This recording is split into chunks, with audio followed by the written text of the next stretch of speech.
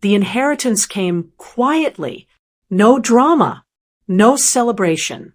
Just a lawyer's call, a stack of documents, and a number that didn't feel real. $890,000. Left to me by my late aunt, the only person in the family who had ever treated me like I mattered without conditions. I didn't tell anyone. Not my parents. Not my friends. Definitely not my brother. Because I knew him. He had a strange relationship with money. Not greedy in an obvious way. More calculating. He always appeared supportive until there was something to gain. Then his tone changed. His interest sharpened. So I stayed silent. I paid off small debts. Moved some funds carefully. Spoke to a financial advisor.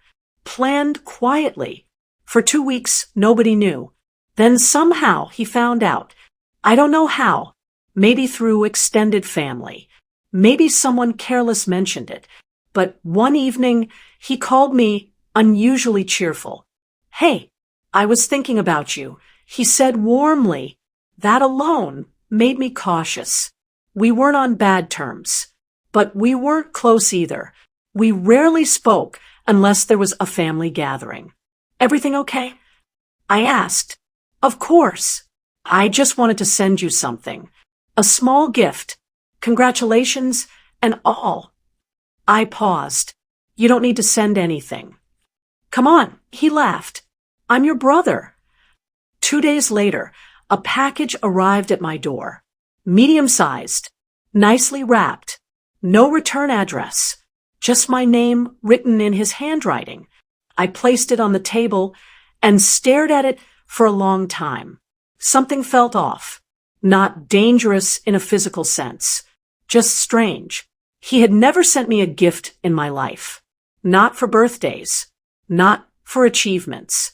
Not for anything. And now, suddenly, after hearing about the inheritance, he was sending me a gift box. I didn't open it. Instead, I called him. "Hey, the package arrived," I said casually. "Nice. Open it. You'll love it," he replied quickly. "What is it?" "Just open it," he insisted. That insistence made my instincts louder. "I'll open it later," I said. There was a slight pause. "No, open it now. I want to hear your reaction." Now I was sure. This wasn't a gift. This was something else. I looked at the box again. Carefully sealed. Taped more than necessary. "Actually," I said calmly, "I'm not opening it." Silence. "What do you mean?" he asked, his tone changing. "I mean, I'm not opening it." "Why?" "Because you've never sent me a gift before. And this timing is strange." Another silence. Then he laughed, but it sounded forced. "You're overthinking. Just open it." "I'm good," I said. "Tell me what's inside." He didn't answer. And in that moment, I knew I had made the right decision. I didn't open the box. Not immediately. Instead, I examined it carefully. The wrapping was perfect, pristine even. The tape had no fingerprints. The box itself was sturdy, not flimsy. Whoever packed it had done it professionally, or at least carefully. That only made me more suspicious. I called a friend who was cautious with deliveries. "It might be nothing," I said, "but something feels off." She agreed. "Trust your instincts. If it's too convenient, it's probably a test or trap." So I left it on a shelf in my living room, unopened. Days passed. I avoided thinking about it. I focused on work, errands, and normal life. Then one evening, my brother called again. His voice was casual, almost too casual. "So did you open it yet?" "Nope," I said, calmly, not interested. "Come on. You'll regret it," he said, slightly louder this time. "I put a lot of thought into this. You're going to love it." I stayed firm. "I don't need anything." "You don't get it," he said. "It's more than a gift." That was it. That was the clue I needed. More than a gift didn't sound like generosity. It sounded like manipulation. A test. Something meant to provoke, trap, or obligate me. I remembered past moments when he had tried to get me to sign something, lend money, or agree to his plans, all carefully disguised as generosity. This felt the same. I decided to take precautions. First, I recorded the exterior of the package and the label. No return address. Nothing that could confirm authenticity. Next, I prepared for the possibility that it contained something dangerous, physical or legal. I called a lawyer friend, explained the situation vaguely. He advised, do not open it. Keep it sealed. If you feel unsafe, call the authorities. So I did nothing. Weeks went by. My brother's calls became less frequent, though he occasionally texted, "You'll see soon," or "It's for you, don't ruin the surprise." I ignored them all. Finally, curiosity began creeping in. Not about the contents of the box, but about his intentions.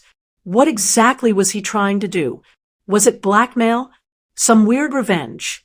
Or was it money disguised as a gift with strings attached? I realized something. I couldn't control what he sent, but I could control my reaction. I refused to let curiosity or fear manipulate me. One evening, I called him directly, calmly. "I won't open the package," I said. "Why?" he asked. A slight edge crept into his voice. "Because I don't trust it," I said. "I don't trust your timing, your insistence, or your intentions. If it was genuine, I would have had no reason to doubt. But it isn't." There was silence on the line. Then, "You're being ridiculous," he said. Finally, "Maybe," I replied. "But I'd rather be cautious than sorry." I hung up. That night, I sat across from the unopened box. My heart didn't race. My hands didn't shake. I wasn't anxious or afraid. I was calm, because I had realized a key truth.